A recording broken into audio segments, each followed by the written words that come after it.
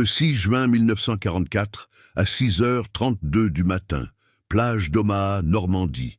Les vagues claquent contre les corps inertes. Des milliers de soldats alliés déferlent des barges sous un déluge de feu. Les mitrailleuses allemandes crachent la mort depuis les falaises. En 1 minute, 120 hommes tombent. Une boucherie. Mais au milieu de ce chaos, un fantôme émerge de la mer. Un homme seul, courbé, vêtu d'un uniforme déchiré d'un autre siècle. Il n'a pas d'armes, pas de casque, juste un regard vide. Les Allemands, postés en hauteur, le voient approcher. Il rit d'abord, puis il se fige. Cet homme marche droit sur leur ligne, comme si la mort n'existait pas. Et en quelques heures, une armée entière panique. Pourquoi? Parce qu'il est impossible, oublié depuis 1918. Revenu pour hanter le présent. Reculons de 26 ans, c'est 1918, les tranchées de Verdun, la boue colle aux bottes comme du ciment, l'air pue la poudre et la chair pourrie. Là, au milieu des barbelés, se dresse Henri Duval, 30 ans à peine, paysan de la Somme, enrôlé de force en 1914. Il n'était pas fait pour ça. Grand, maigre, avec des mains calleuses d'avoir labouré la terre. Mais la guerre l'a forgé. À Verdun, il a tenu une position pendant 3 jours, seul, après que son unité ait été fauchée par l'artillerie. Les obus pleuvaient. Chaque explosion faisait trembler la terre. Ses camarades hurlaient. Puis plus rien. Henri creusait, rechargeait son fusil, tirait. Il a abattu 18 Allemands ce jour-là. Pas par rage, par survie. Quand les renforts sont arrivés, ils l'ont trouvé assis sur un tas de corps, les yeux fixes. « Il n'a pas bougé », a dit un sergent, comme s'il attendait la fin du monde. Henri n'était pas un héros de manuel. Il ne parlait pas beaucoup. Les officiers le voyaient comme un outil, fiable, mais terne. Originaire d'un village paumé près d'Amiens, il avait laissé une femme et un fils nouveau-né. La lettre de mobilisation l'avait arraché à sa ferme sans un mot. Dans les tranchées, il apprenait vite à repérer les pièges, à sentir l'attaque avant qu'elle arrive. Une fois, en 1916, lors de la Somme, son peloton avançait dans le brouillard. Les Boches avaient miné le sol. Henri a entendu le clic d'une mine avant les autres. Il a poussé 2 hommes de côté. L'explosion a emporté ses jambes. Non, pas ça, juste une égratignure. Mais il a porté les blessés sur son dos. 2 kilomètres, sous le feu. Les médecins l'ont recousu sans anesthésie. « T'es un âne batté », lui a dit un infirmier. Henri a haussé les épaules. Il survivait, c'est tout. Après Verdun, on l'a muté au front Est. Là, en 1917, près de Reims, il a dirigé une contre-attaque, pas sur ordre. Son lieutenant était mort, décapité net par un éclat. Les hommes paniquaient, reculaient. Henri a ramassé une mitrailleuse abandonnée. Il l'a fait hurler pendant 20 minutes. Les Allemands ont fui, laissant 32 cadavres. Pour ça, on lui a donné la croix de guerre. Il l'a jetée dans sa poche. « À quoi ça sert ?» a-t-il marmonné à un journaliste. Les photos d'époque le montrent. Barbe hirsute, yeux creux. Un survivant, pas un saint. La guerre de 14-18 l'avait usé. À l'armistice, en novembre 1918, il rentrait, boiteux d'une blessure à la hanche. Oublié par tous, son village l'avait cru mort. Sa femme s'était remariée. Son fils, élevé par un autre. Henri s'est installé dans une cabane au bord d'une forêt près de Caen. Il pêchait, réparait des outils, vivait seul. Les gens du coin l'appelaient « l'ancien ». Il l'évitait. Il parlait aux ombres, disait-il. La guerre l'avait brisé de l'intérieur, mais le chaos ne l'avait pas quitté. En 1920, une bande de voleurs a attaqué sa ferme isolée. 3 hommes armés, ivres. Ils ont exigé son argent. Henri, assis à sa table, n'a pas bougé. Il a attrapé un vieux fusil de la Grande Guerre, caché sous le bois. Un tir. Le chef est tombé, la poitrine ouverte. Les 2 autres ont chargé. Henri s'est jeté de côté, a roulé dans la poussière. Il en a poignardé un avec sa baïonnette rouillée. Le dernier a fui, criant comme un damné. La police est venue. « Comment un infirme comme vous ?» Henri n'a rien dit, juste remis son arme en place. Ça a fait les journaux locaux, le vétéran fantôme. Mais bientôt oublié. Comme lui, les années ont passé, 1930, crise. Henri vendait du bois. Toujours seul. En 1939, quand la guerre a éclaté à nouveau, il avait 60 ans. Trop vieux pour le front. Les autorités l'ont laissé tranquille. Il s'est terré dans sa cabane, écoutant la radio. Les Allemands ont envahi la France en 1940. La Normandie est devenue zone occupée. Henri observait de loin. Les Boches pillaient les fermes. Un jour, en 1941, un officier allemand a réquisitionné sa terre. Henri a refusé. Calme. L'officier a ri, a envoyé 2 soldats. Ils n'ont pas vu venir le coup de fourche. Un crâne fracassé. L'autre, assommé net. L'officier a tiré. La balle a frôlé Henri. Il a bondi, l'a plaqué au sol. Étranglé en 30 secondes. Pas de témoin. Le corps enterré dans la forêt. Les Allemands ont cherché, n'ont rien trouvé. Henri avait disparu, vaporisé, pensait-il. Oublié pour de bon. Mais en 1944, la Normandie tremble. Les Alliés préparent le débarquement. Les défenses allemandes s'épaississent. Sur Omaha Beach, le 18e régiment d'infanterie de la Wehrmacht tient la falaise. Leurs bunkers sont solides, mitrailleuses MG-42, canons de 80 mm. Ils attendent l'assaut. À 6h32, les barges alliées touchent le sable. Le feu s'abat. Des centaines de géises meurent en quelques instants. Les Allemands jubilent. Puis, ils le voient. Cet homme sortant de l'eau, uniforme kaki délavé de 1918, baïonnette à la ceinture.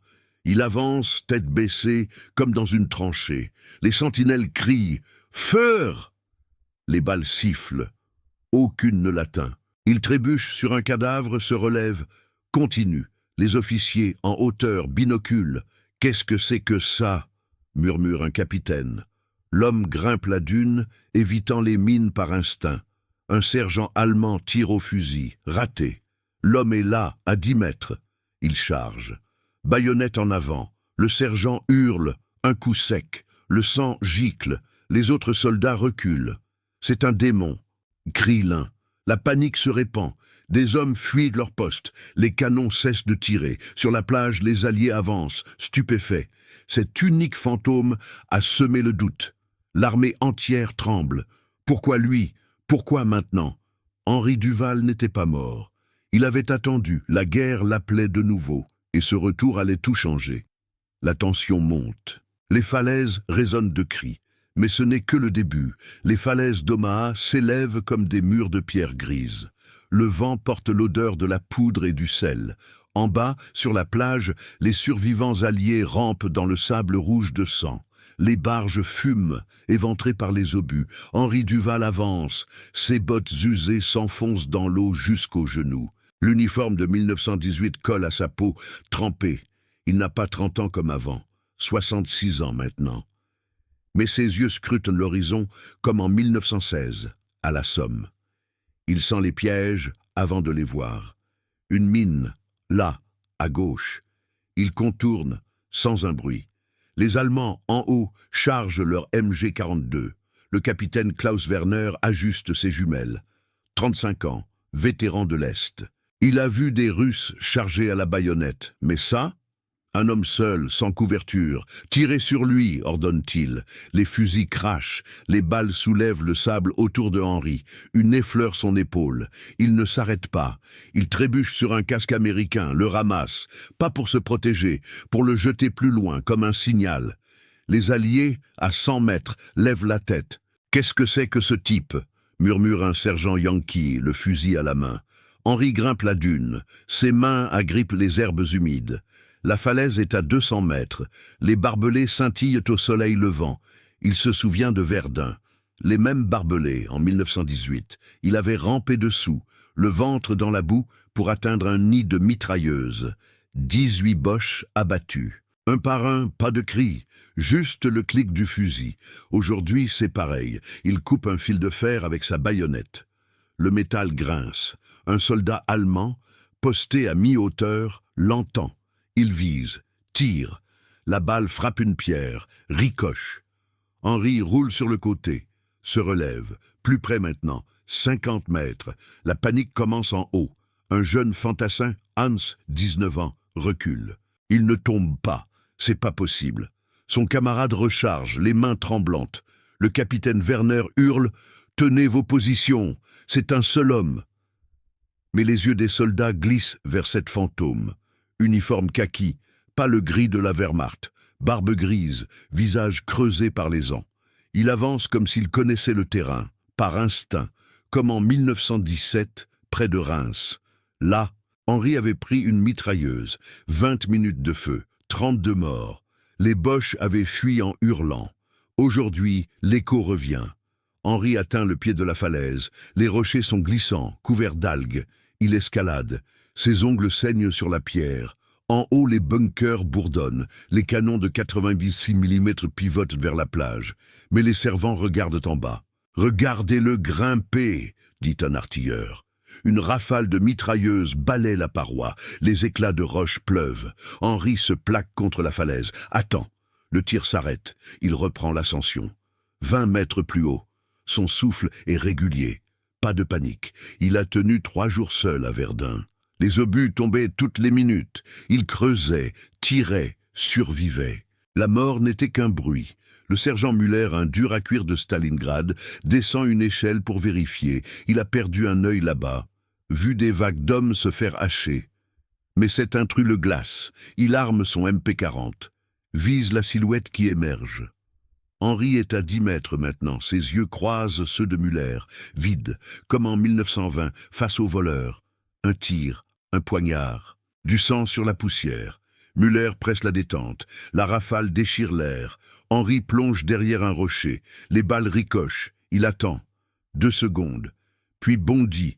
Baïonnette en avant. Müller hurle. Le coup porte. Le sergent s'effondre, la gorge ouverte. Le sang coule sur les marches. Le cri de Müller remonte comme un signal. Dans le bunker principal, les hommes se figent. « Müller est mort !» crie un radio. Le capitaine Werner attrape un fusil. « À moi !» Mais ses soldats hésitent. L'un d'eux, un gamin de Bavière, lâche son arme. C'est un mort-vivant. Regardez son uniforme, c'est de 14-18. Les rumeurs courent. Un revenant de Verdun, Werner les gifle. « Idiot ! Tirez !»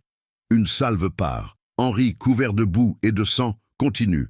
Il ramasse le MP40 de Müller. Tire une rafale courte. 2 Allemands tombent des postes de guet. Les corps roulent la pente. Sur la plage, les Alliés profitent du chaos. Les GIs avancent centimètre par centimètre. Un officier américain, binocle en main, voit la silhouette. Ce vieux fou nous couvre. Henri n'entend pas. Il n'est pas là pour eux. La guerre l'appelle comme en 1941. L'officier allemand, la fourche, l'étranglement. 30 secondes. Pas de témoins. Maintenant, il pénètre le réseau de tranchées. Les Allemands fuient vers l'intérieur. « Il est partout !» crie un lieutenant. Henri suit, tire, un autre tombe. Le bunker principal est à 30 mètres. Les canons se taisent, les servants abandonnent leur poste, la panique se propage comme un feu. 100 hommes, entraînés pour l'invasion, reculant devant un seul. Henri s'arrête un instant, son épaule saigne. Il bande vite, avec un morceau d'uniforme, comme à la Somme, en 1916. Égratignure. Porter les blessés 2 kilomètres. Sous le feu, il reprend. Le capitaine Werner l'attend au bunker. Fusil levé. « Qui êtes-vous » Henri ne répond pas. Il charge. La baïonnette brille. Werner tire. La balle frôle. Henri est sur lui. Coup de crosse. Werner s'écroule. Assommé, pas mort. Henri passe. Le radio appelle du secours. Omaha, en panique. Un démon attaque. Mais la ligne coupe. Les ondes bourdonnent de cris. La falaise tremble, les Alliés montent. Henri, seul, a ouvert la brèche. Son ombre s'allonge sur les bunkers vides. La guerre de 14-18 n'est pas finie pour lui. Elle recommence, plus intense. Les Allemands, en retrait, murmurent. « Il nous connaît, il a vu nos pères. » La terreur grandit. Ce n'est pas un homme, c'est le passé qui revient. Et il avance encore. Henri Duval franchit le seuil du bunker principal. L'air est lourd, chargé de sueur et de métal chaud. Les murs de béton vibrent encore des tirs lointains. À l'intérieur, des caisses de munitions s'empilent. Des cartes froissées jonchent une table. 3 soldats allemands se redressent, fusil en main, leurs visages pâles, yeux écarquillés. L'un d'eux, un caporal trapu, vise la porte. « Halt! Werda !» Henri n'hésite pas. Il lève le MP40 ramassé sur Müller. Une rafale courte. Le caporal s'effondre, poitrine criblée. Les deux autres tirent en panique. Les balles ricochent sur les parois. Une érafle le bras de Henri. Il plonge derrière une caisse. Le chargeur claque vide. Dehors, la plage gronde. Les Alliés progressent, profitant de la faille. Des obus alliés sifflent au-dessus, explosent plus loin dans les dunes. Les GIs hurlent des ordres, rampent vers les pentes. Un sergent américain, couvert de sable, voit les bunkers se taire un à un. Ce vieux continue de les faire danser. Mais Henri n'entend rien. Il recharge, main rapide, comme en 1917 à Reims. La mitrailleuse lourde, 20 minutes de feu ininterrompu, 32 corps allemands dans la boue. Les survivants fuyant, lâchant leurs armes. Ici, c'est pareil, plus confiné, plus mortel. Les deux soldats approchent, pas prudents. L'un murmure « C'est le revenant. Il a tué Müller. » Henri attend. 3 secondes, puis jaillit. Baïonnette au poing. Le premier Allemand part maladroitement avec son fusil. Henri enfonce la lame dans son flanc. Un gargouillis. L'homme s'écroule, main sur la plaie. Le second tire à bout portant. La balle traverse l'épaule de Henri. La douleur explose, brûlante. Il grogne, bascule en avant, attrape le cou de l'Allemand, serre. Les yeux de l'homme s'écarquillent, veines gonflées. 10 secondes, inerte. Henri le lâche. S'appuie au mur. Son sang coule sur le béton. Il arrache un chiffon d'uniforme, le noue autour de la blessure. Serré. Comme en 1916, à la Somme. Égratignure à la jambe. Porter 2 blessés sur 2 kilomètres, sous la pluie d'obus. Les hurlements des agonisants dans les oreilles. Il avait continué. Toujours. Le radio du bunker gît dans un coin. Fil coupé. Henri ramasse une grenade allemande, la coince dans sa ceinture, sort par l'arrière. Le réseau de tranchées s'étend, un labyrinthe de terre et de sacs de sable. Les Allemands fuient en désordre. 20, 30 hommes, courant vers l'intérieur des terres. « Rückzug, der Teufel komm !» crie un lieutenant, trébuchant sur un câble. Henri suit, ombre dans les ombres. Ses pas étouffés par le sol meuble. Il a rampé comme ça à Verdun, 3 jours seul, obus toutes les minutes. La terre qui s'ouvre, avale les corps. Il avait creusé son trou, rechargé, tiré, 18 tirs précis. Survivre, c'est tout. Un groupe de 5 soldats s'arrête près d'un canon abandonné. Ils halettent, regardent en arrière. Il nous suit. On l'a vu tuer Werner. Le capitaine gît encore assommé dans le bunker, mais la nouvelle se répand par les cris. Henri émerge à 10 mètres. Tire au MP40. 3 tombent, fauchés net. Les 2 derniers se retournent, armes levées, rafales croisées. Une balle touche la cuisse de Henri. Il titube, s'appuie à la paroi de tranchée. Les Allemands avancent, baïonnette prête. Stirb, du Geist. Henri roule au sol, attrape la grenade, arrache la goupille avec les dents, lance, l'explosion déchire l'air, terre et membres volent. Les corps s'effondrent, mutilés. Henri se relève, boitant. Le sang trempe sa jambe. Il ignore, avance. La panique gagne les lignes arrière. 100 mètres plus loin, un poste de commandement. Un major, quarantenaire, bedonnant, hurle dans un téléphone de campagne. Omaha Sector en déroute. Un intrus. Non, un seul homme, envoyé des renforts.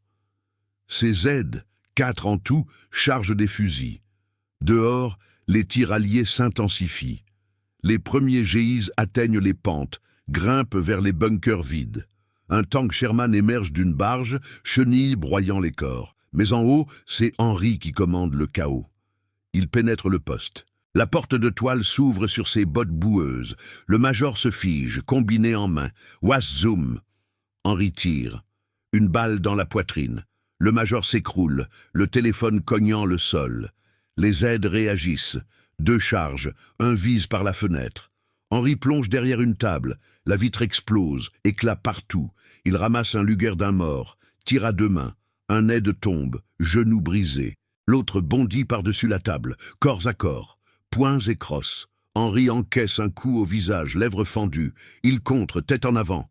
Nez cassé. L'homme recule, sonné. Henri finit avec la baïonnette, rapide. Pas de pitié. Comme en 1920. Face aux voleurs. Fusil caché, tir au chef, poignard au second. le troisième fuyant dans la nuit, du sang sur la poussière de sa ferme. Il avait nettoyé et continué sa vie, seul. Dehors, les renforts allemands arrivent. 10 hommes d'une unité de réserve courant depuis les bois. Schützendampposten, mais il voit Henri sortir, couvert de sang et de terre. Uniforme en lambeaux, armes multiples à la ceinture. Il charge droit sur eux, pas de cris, juste le pas régulier. Les fusils claquent, balles sifflent. Une touche son chapeau imaginaire, effleure le crâne. Henri ne ralentit pas, tire au Luger. 2 tombent, les autres hésitent, reculent. Ist ein Sterblich, l'officier de 14-18. Un murmure se propage. Les pères de ces soldats ont combattu Verdun, raconté les fantômes des tranchées. Cet homme, c'est eux. Revenu, Henri atteint le groupe. Baïonnette et crosse, un Allemand hurle, bras cassés. Un autre fuit, jetant son arme. Les tirs sporadiques. Henri avance, boiteux mais implacable. Son épaule palpite, sa cuisse brûle. La vue se trouble un instant. Flash de 1941.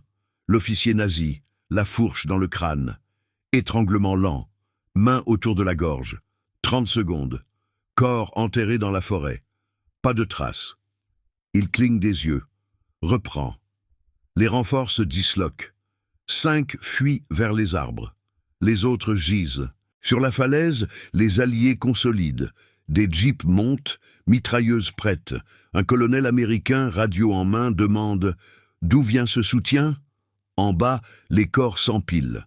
Morts allemands, uniformes gris tachés. Henri s'arrête au bord d'une tranchée. Regarde la plage. Les vagues emportent les barges brisées. Il n'est pas là pour les Yankees. La guerre l'a rappelé, comme un chien fidèle. Mais la ligne allemande craque plus loin. Des camions approchent, renfort de la division voisine. 60 hommes, blindés légers. La vraie bataille commence. Henri descend la pente, vers eux. Son ombre s'étire. La terreur n'est pas finie. Elle grandit, et il est au cœur. Les camions allemands grondent sur la route poussiéreuse, à 1 kilomètre des falaises. 60 hommes de la 352e division d'infanterie. Camouflage gris-vert, fusil Mauser en bandoulière. 2 half-tracks suivent, mitrailleuses lourdes montées. Le lieutenant Becker, 28 ans, vétéran de Normandie depuis juin, conduit le convoi. Il a entendu les cris radio, panique à Omaha. Un seul intrus, il ricane dans sa cabine. Des fous, les Yankees n'ont pas encore touché les bunkers. Mais ces hommes, serrés à l'arrière, murmurent. Les rumeurs volent déjà.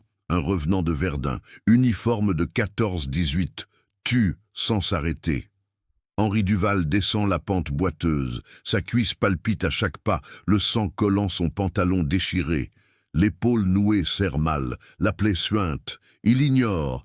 Ses yeux scrutent les dunes, comme en 1918 aux tranchées de l'Est. Il sentait les patrouilles Boche avant qu'elles arrivent. Le clic d'un casque sur un caillou, le souffle retenu dans le noir. Ici, c'est pareil. Le ronflement des moteurs monte. Il s'accroupit derrière un buisson épineux. Ramasse un fusil abandonné. Un car 98K allemand. Vérifie le chargeur. 5 balles. Suffit. Le convoi ralentit. Becker sort une carte. Parle à son radio. Positionnez les half-tracks en couverture. On prend les falaises par le flanc. Les soldats descendent, forment une ligne. Bottes claquant sur le gravier. Un jeune, Karl, 17 ans, ajuste son casque. Herr Lieutenant, les ondes disent qu'un fantôme. Becker le coupe. Tais-toi, avancez. Mais les yeux glissent vers les ombres des dunes. Le vent porte l'odeur de la mer et de la poudre. Les premiers tirs alliés claquent au loin sur la plage. Les GIs montent, profitent du vide laissé par Henri. Un Sherman tire un obus, explosion qui fait trembler le sol. Henri se déplace, rampant sur le ventre, comme à Verdun. 3 jours seul, bout jusqu'au cou. Obus toutes les 30 secondes. Il avait creusé son abri, attendu le silence, tiré sur les silhouettes qui approchaient. 18 Allemands, un par un. Pas de rage, juste le doigt sur la gâchette. Il vise le premier half-track, 300 mètres, le vent de face. Il ajuste, tire, la balle frappe le conducteur, au cou. L'homme s'affale sur le volant, le véhicule dévie, heurte un talus, explosion du réservoir, flamme orange qui lèche le ciel, cris des hommes à l'arrière. « Embûche !» Le convoi s'arrête net. Baker hurle « Dispersion, cherchez l'ennemi !» Les soldats plongent dans les herbes hautes. Mitrailleuses des half-track pivotent, ratissent les dunes. Balles sifflent au-dessus de Henry. Une effleure son dos, déchire le tissu. Il roule sur le côté, se relève accroupi, tire encore. Un sergent tombe, genoux pulvérisés, hurlements aigus. La panique s'installe. Il est là, seul. Des hommes tirent à l'aveugle, chargeur vidé trop vite. Baker attrape un MP40, avance en tête. « Formez une section, avancez !» Henry contourne par la droite. Ses bottes s'enfoncent dans le sable mou.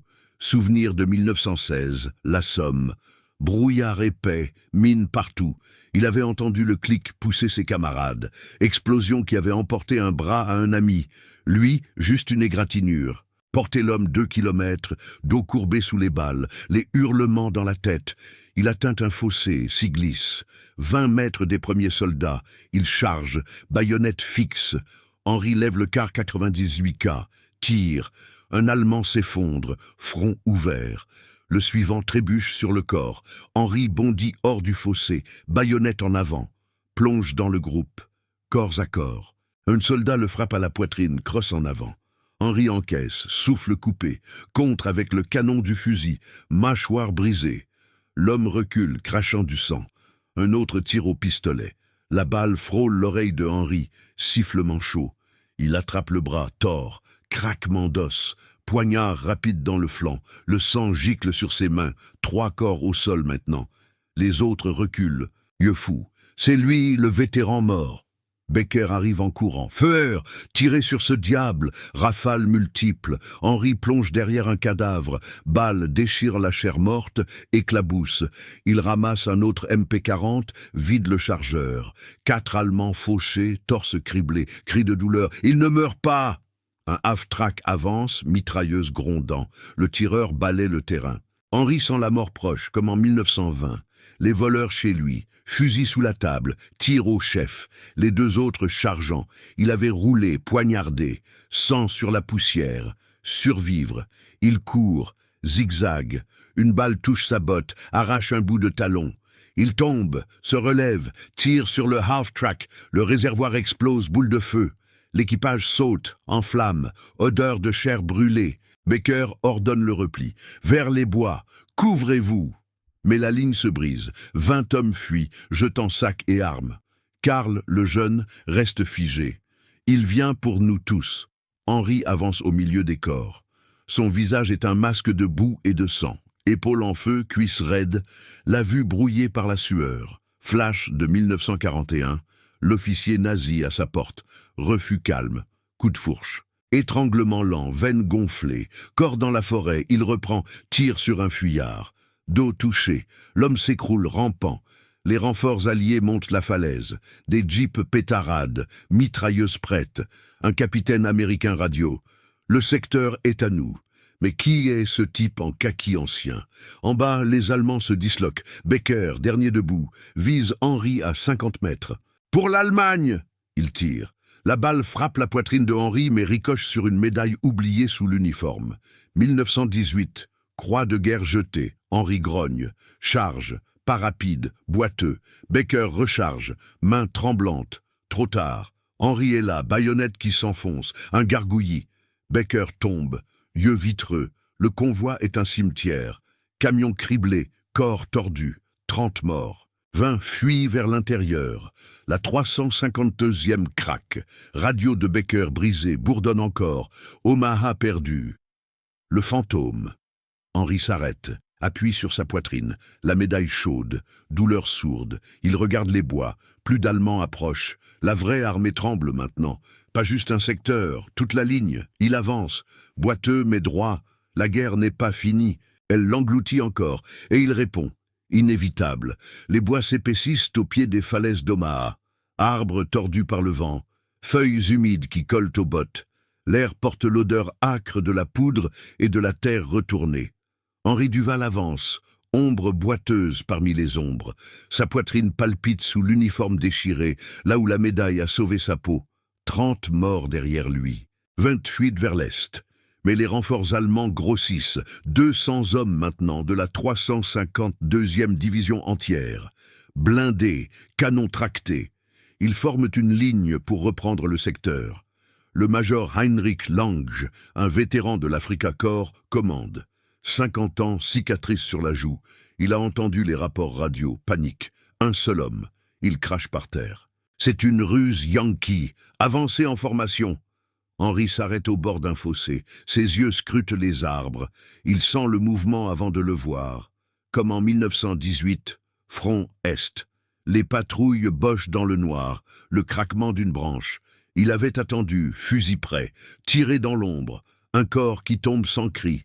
Ici, c'est pareil. Il ramasse un fusil abandonné, un Mauser encore chaud. Charge le magasin, 8 balles. Ses mains tremblent un peu. Pas de peur. Juste la fatigue, épaules en feu, cuisses qui tirent comme un fil tendu. Il se glisse dans le fossé, eau froide jusqu'aux genoux. Attendre. Les Allemands émergent des bois.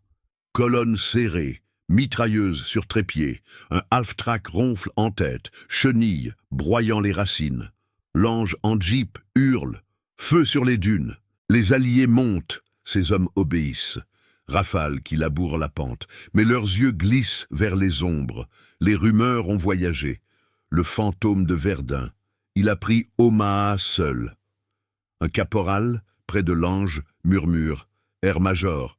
Les ondes disent qu'il porte l'uniforme de nos grands-pères. Lange le gifle. Avancez, ou je vous fusille moi-même. Henri vise le half-track. 200 mètres. Vent latéral. Il ajuste. Tire. La balle frappe le pneu avant. Dérapage. Le véhicule bascule dans un fossé. Explosion sourde. Flamme qui crépite. Cris des servants. Contact! À droite! Les Allemands pivotent. Mitrailleuses qui hurlent. Balles qui fouillent les buissons. Une branche casse près de Henri. Éclat dans le visage. Il roule au fond du fossé. Hauboueuse qui gicle. Se redresse. Tire encore. Un officier tombe de sa moto, casque roulant dans la poussière. La ligne allemande se resserre. 50 mètres à couvrir. Henri bondit hors du fossé. Court courbé. Bottes glissant sur les feuilles mortes. Un soldat l'aperçoit. Da, der Geist. Tire au fusil. La balle frôle sa tempe. Sifflement brûlant. Henri plonge derrière un arbre. Écorce qui explose sous les impacts. Il recharge. Main rapide. Comme à Reims, 1917. Mitrailleuse chaude dans les bras. 20 minutes, 32 corps, les Boches fuyant en hurlant. Il jaillit, tire en courant. 3 Allemands s'effondrent, poitrines ouvertes, sang sur l'herbe. Lange ordonne, encerclez-le, grenade. 10 hommes chargent, grenade qui vole, explosion qui secoue le sol. Terre qui pleut sur Henri. Une éclate son bras gauche, douleur vive comme un fer rouge. Il grogne, se plaque au sol. Rampant, 20 mètres, les chargeurs claquent vides autour de lui. Il lève le Mauser, tire, un grenadier hurle, main arrachée. Les autres hésitent. Il saigne, mais il avance. Psychologique maintenant. Pas juste balle. Leurs pères ont compté Verdun. Les ombres qui tuaient sans fin. Cet homme, c'est ça. Revenu. Henri atteint la ligne. Baïonnette fixée, bondit sur le premier, lame qui s'enfonce dans le cou, gargouillis. L'homme s'affale. Un autre charge, baïonnette contre baïonnette, choc métallique. Henri pousse, pied qui glisse. L'Allemand le plaque, poing sur le visage, nez qui craque, sang dans la bouche. Henri contre, genou dans l'estomac. L'homme se plie, baïonnette en bas, ventre ouvert. Il se relève, 4 autour de lui, cercle serré, fusil levé, rafale croisée, une balle touche son flanc. Perforation, chaleur qui se répand. Il titube, attrape un poignard d'un mort, lance, gorge tranchée. De loin Lange voit, il est humain, concentrez le feu. Mitrailleuse lourde pivote, tonnerre. Balle qui hache les arbres, Henri court zigzag, écorce et feuilles volent, une touche sa jambe déjà blessée. Il tombe à genoux, regarde son sang, flash, 1941, fourche dans le crâne nazi, main autour de la gorge, 30 secondes, veines gonflées, corps dans la forêt, il se relève, rugit intérieurement, pas de cri, juste avance, 10 mètres de la mitrailleuse, le servant recharge, Henri bondit. Crosse en avant, crâne fracassé, l'arme tombe, il la ramasse. Chargeur plein, feu, 20 secondes. Rafale continue. 10 Allemands fauchés, corps qui dansent sous les impacts. Cris qui montent. Rückzug, Teufel. La ligne craque. Homme qui jette armes, fuite vers les bois. L'ange hurle « Tenez !» pour le Führer. Mais ses officiers reculent. Un lieutenant tire sur Henri. Raté. Henri vise, tire au Luger ramassé, épaule touchée. L'ange s'effondre, hurlant « Aidez-moi !» Ces hommes l'abandonnent, panique totale. 200 en déroute, blindés qui font demi-tour, chenilles, patinant. Sur la falaise, les Alliés consolident. Géisent dans les bunkers, jeep qui monte, un colonel américain, radio en main, Omaha sécurisé, perte minimale grâce à Bleu qui, en bas, les corps s'empilent. 50 Allemands morts dans les bois, 150 fuient, ligne brisée. La 352e recule sur Caen. Radio allemande, fantôme à Omaha, évacuez le secteur.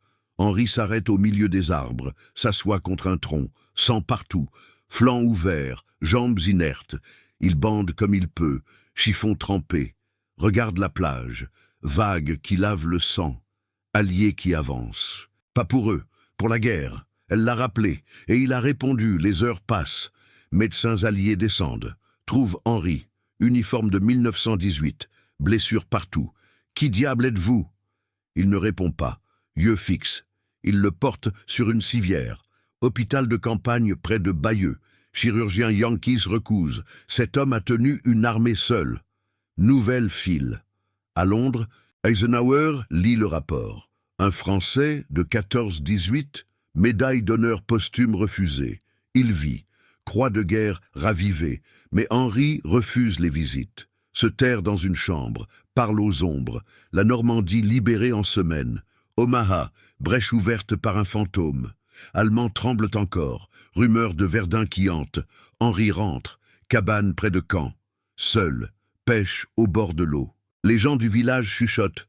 L'ancien est revenu, il boite moins. Cicatrice neuve, la guerre finit en 45. Lui, il survit, oublié de nouveau, mais pas par l'histoire. Un vieux GI en 1960 écrit « Omaha n'est pas tombé par les tanks, par un homme qui connaissait la mort. » La guerre forge des ombres. Elles reviennent quand on appelle. Henri Duval l'a prouvé. Un pas après l'autre. Inévitable. Courage n'est pas cri, c'est avancé, malgré tout.